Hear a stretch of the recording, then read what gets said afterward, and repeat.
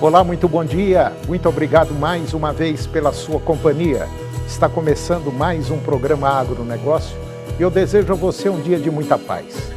E no programa de hoje nós vamos falar do mercado do milho em diversas regiões produtoras do mundo.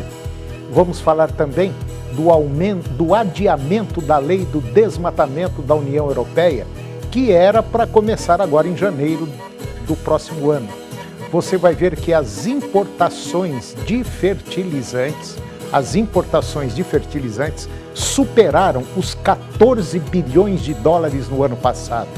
Vamos falar também do Programa Nacional de Conversão de Pastagens Degradadas em sistemas de produção agropecuários e florestais sustentáveis.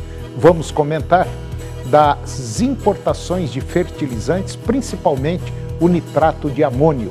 E eu vou conversar com Lohane Ferreira, e ela é analista da Pátria Agronegócios, e nós vamos falar do mercado de grãos. O programa Agronegócio já está no ar.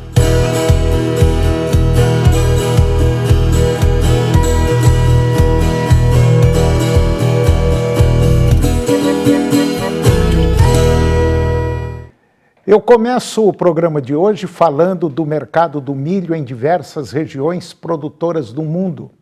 Segundo as informações do boletim Crop Monitor Forames, que foi desenvolvido pela Geoglama, a colheita de milho já está em andamento em várias regiões do mundo, com condições climáticas contrastantes influenciando os resultados. Lá nos Estados Unidos, por exemplo, a colheita está começando em ritmo acelerado no cinturão do milho, onde as condições são consideradas excepcionais. No entanto, na costa leste, uma área de cultivo menor, os rendimentos foram afetados negativamente pelas condições climáticas muito quente e seca. No Canadá, as condições permanecem favoráveis e o país espera um aumento nos rendimentos médios nacionais em comparação com o ano anterior, o que pode trazer resultados positivos para os produtores locais. De acordo com os dados, a União Europeia, a situação é mais preocupante. As condições climáticas muito quente e seca continuam impactando os países, principalmente do Centro-Sul e região leste da União Europeia, com destaque negativo para Bulgária e Romênia, onde os rendimentos foram severamente comprometidos. Na Ucrânia, a colheita também está começando, mas com perspectivas de rendimentos reduzidos. As condições climáticas quente e seca, que marcou os meses de julho e agosto, afetou duramente as regiões centrais, a região central e também leste do país. Já na Federação Russa, os números dos primeiros resultados da colheita no sul, na região sul, indicam que as condições climáticas adversas também causaram prejuízos na produção de milho. Em contrapartida, na China, a colheita avança para o norte sob condições amplamente favoráveis para a safra de verão. Lá na Índia, também apresenta um cenário positivo, com boas condições para o desenvolvimento da safra Kharif.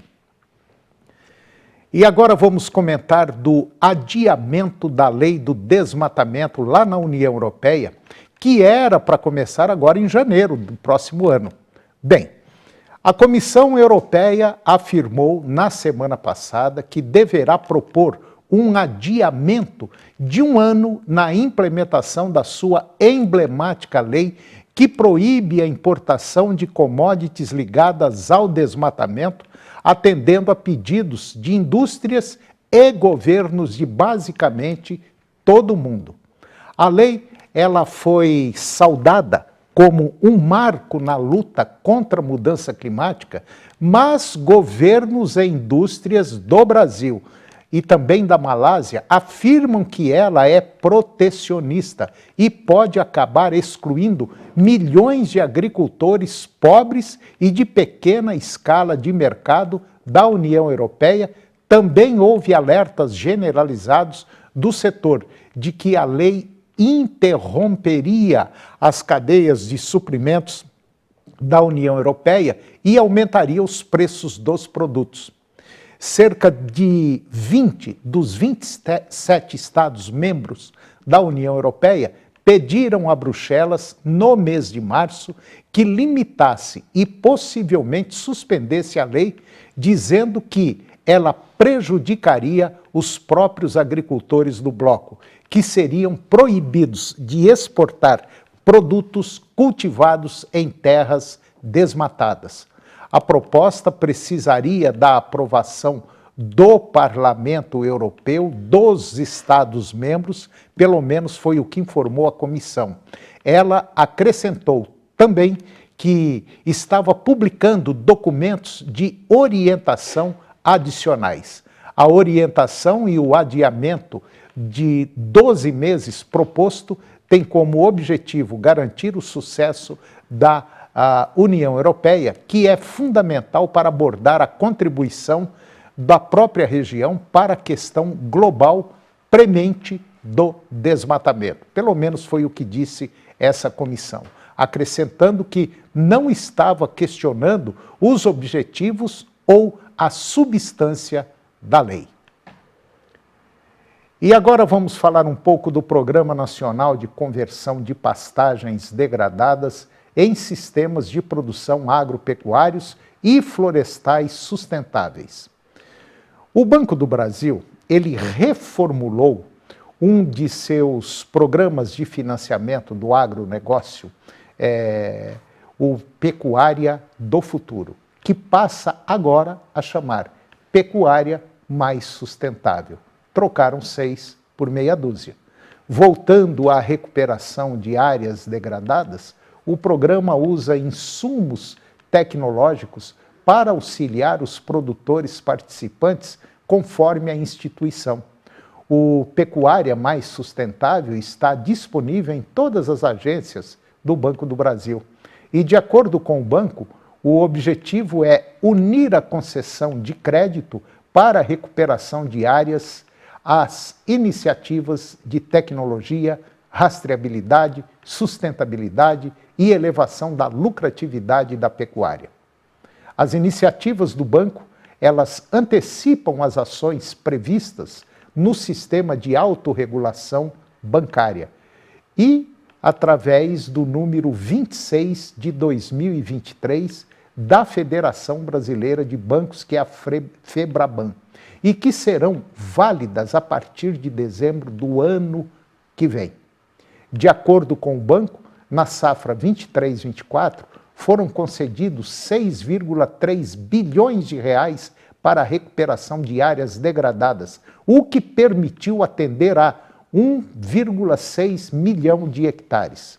O programa do Banco do Brasil terá participação de basicamente toda a cadeia produtiva da pecuária, de fornecedores diretos e indiretos aos abatedouros e vai envolver iniciativas de diagnóstico, planejamento, auxílio na contratação de operações e também comercialização de créditos de carbono, além de modificação adicional por animal rastreado. Temos aí uma missão de auxiliar na aceleração desse Programa Nacional de Conversão de Pastagens Degradadas em Sistemas de Produção Agropecuários e Florestais Sustentáveis, que tem por objetivo recuperar o total de 40 milhões de hectares em um prazo de 10 anos. E agora você vai ver que importações de fertilizantes superaram 14 bilhões de dólares no ano passado. Na esfera das compras externas, os fertilizantes são os insumos mais importados pelo agronegócio no ano passado. Cerca de 14,6 bilhões de dólares foram gastos com esse insumo. E, na sequência, vieram os defensivos agrícolas, na casa de 4,8 bi de dólar. Máquinas e equipamentos acessórios, 2,5 bilhões e sementes, 146 milhões de dólares.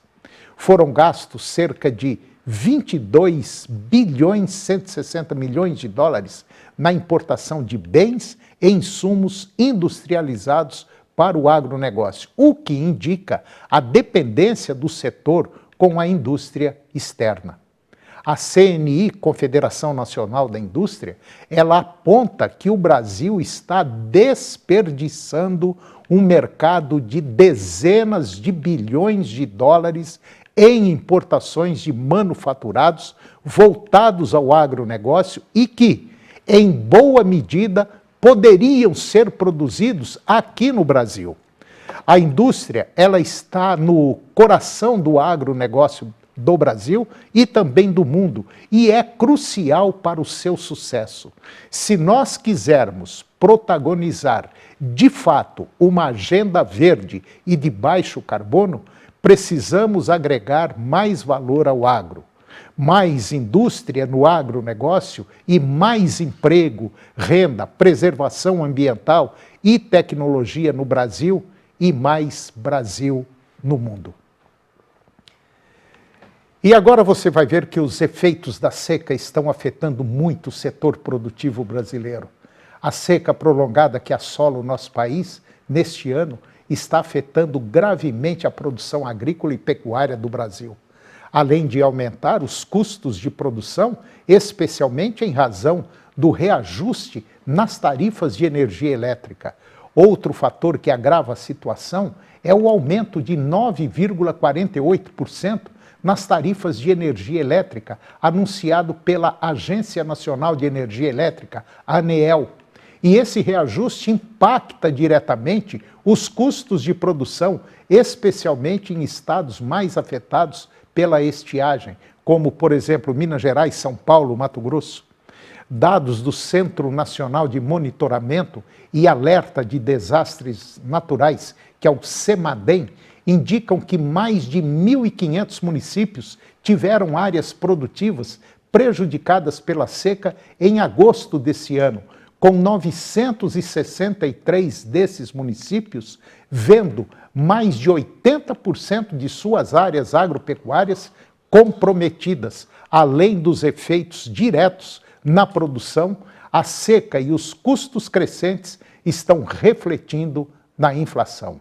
O índice de preços ao consumidor amplo, IPCA, atingiu o teto da meta do Banco Central neste ano de 2024, acumulando uma alta de 4,5% nos últimos 12 meses.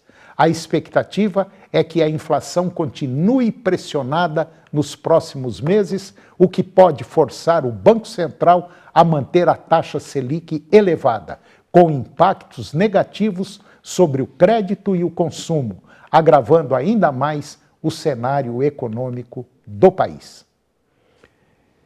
E depois do intervalo nós vamos falar da importação de fertilizantes, principalmente o nitrato de amônio. E eu vou conversar com Lohane Ferreira, analista da Pátria Agronegócios, e nós vamos dar um giro aí pelo mercado de grãos. Nós voltamos já, é um minuto só.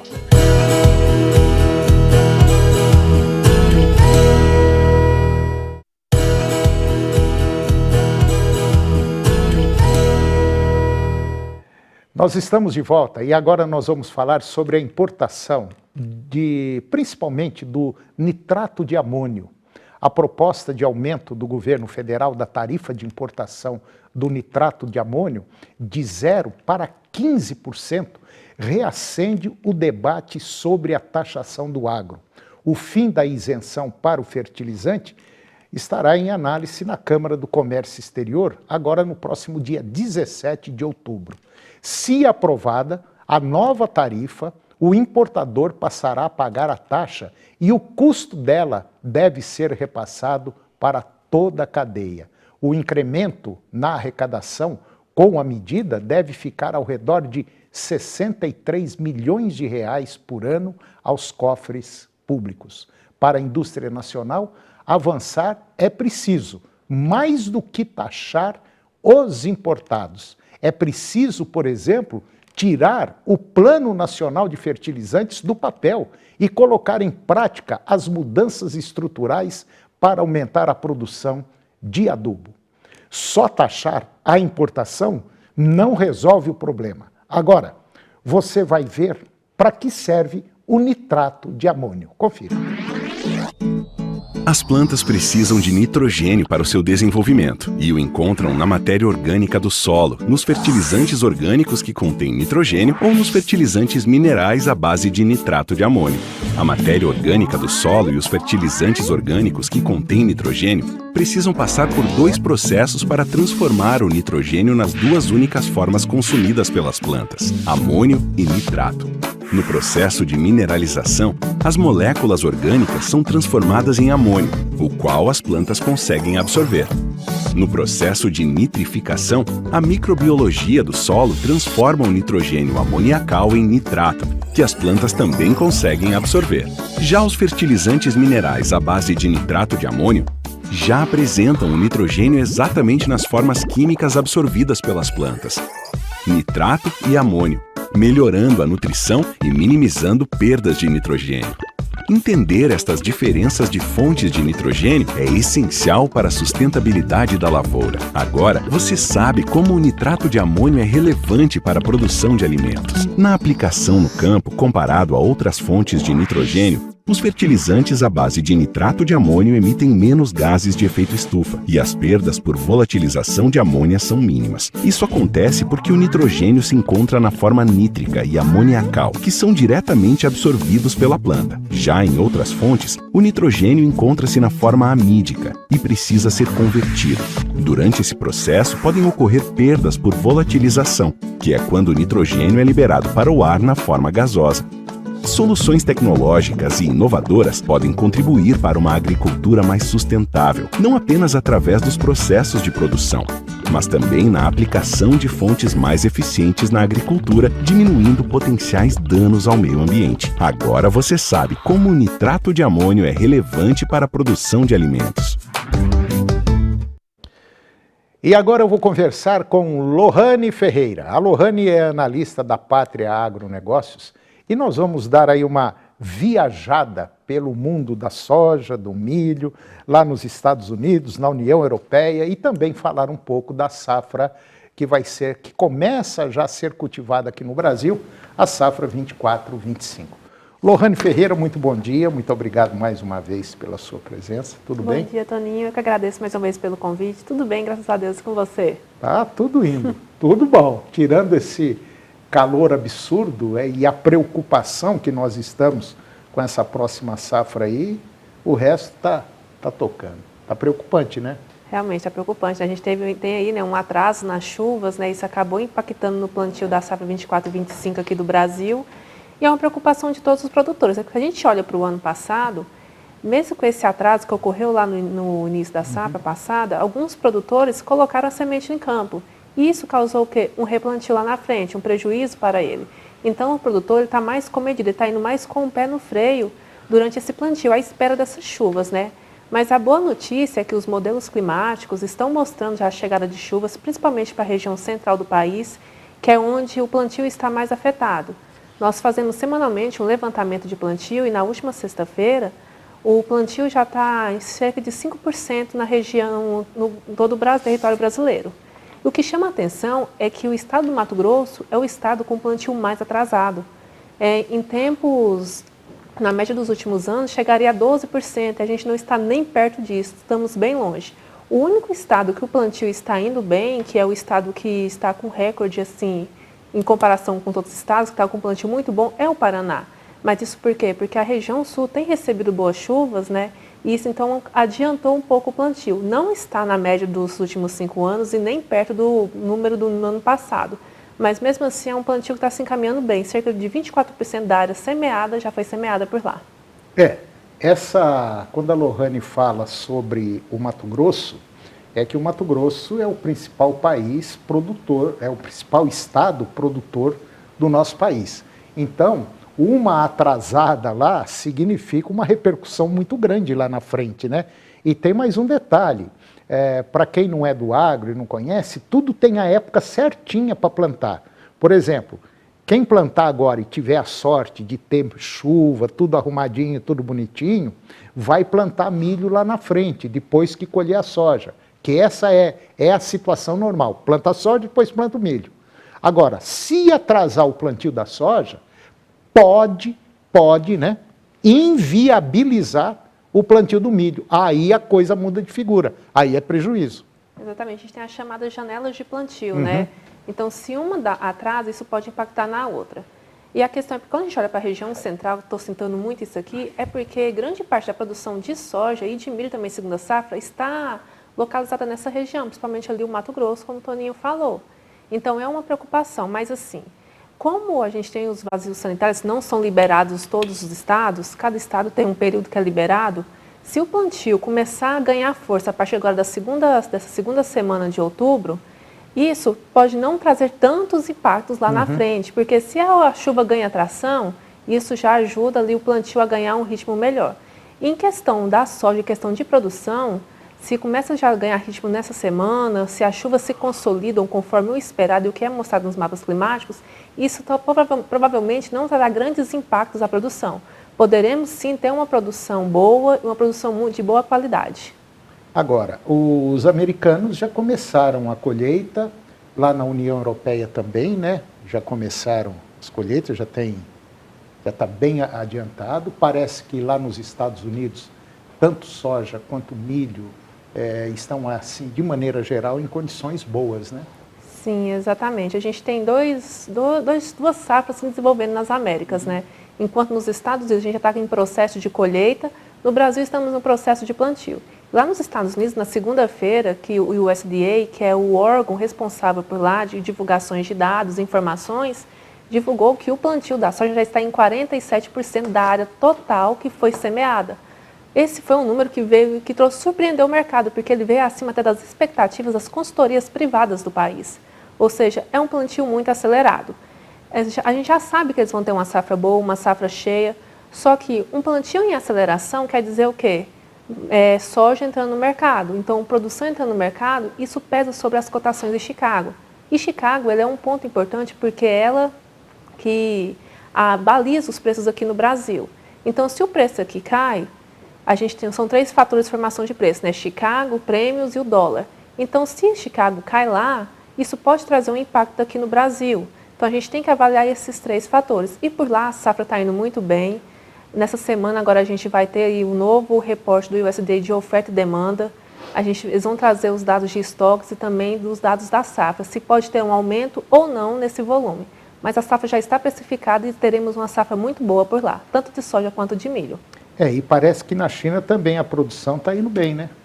Sim, também, né? A gente tem que olhar como um todo, né? São vários países. A gente tem a China, tem os Estados Unidos, tem o Brasil, tem também a Argentina agora que está em processo de plantio de milho. E a Argentina, ela é uma competidora do Brasil. Diferente da soja, que é na Argentina, a grande parte vai para a indústria, para processamento, vira ali o farelo de soja e o óleo.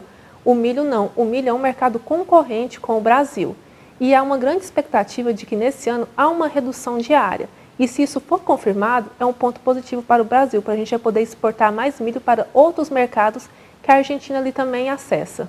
E a gente também tem que abrir um pouco o olho pelo seguinte, porque está vindo aí algumas alterações na produção de energia. E quando eu falo em energia, eu estou falando de combustível. Existe aí um processo em grande movimento para diminuir os combustíveis fósseis e aumentar os combustíveis, vamos dizer, sustentáveis, que seria o de cana e tal. E, só para você ter uma ideia, o milho hoje, o etanol de milho, é o mais produzido no mundo. Então, tudo está indicando que dentro de um prazo muito curto, a gente vai ter aí talvez até um aumento na produção da área de milho para a produção de etanol, simplesmente para nós termos aí um combustível limpo e proteger, vamos dizer assim, de maneira geral, o meio ambiente. Então, eu acredito que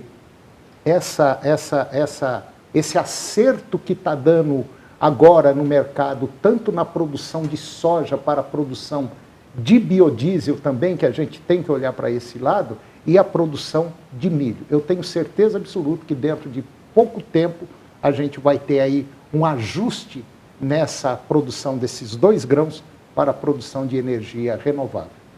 Exatamente, né? No caso do etanol de milho, nos Estados Unidos, grande parte da produção de milho é destinada a esse etanol.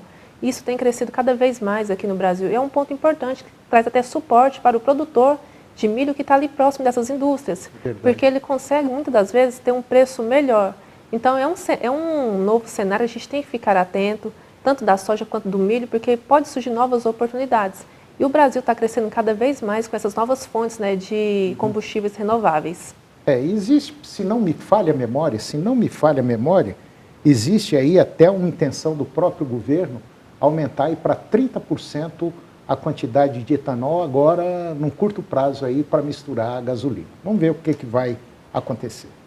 Bom, eu conversei com Lohane Ferreira, analista da Pátria Agronegócios.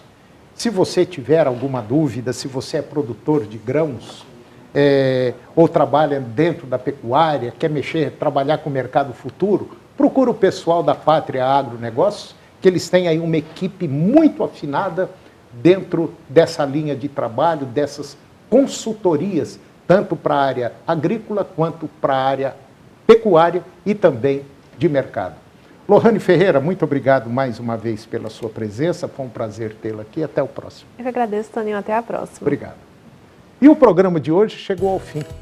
E eu termino o nosso programa com a seguinte frase: dos 7 pecados capitais, a inveja é o mais burro, porque ela não o faz sentir melhor, mas sim muito pior. Muito obrigado pela sua companhia, que Deus os abençoe e até o próximo.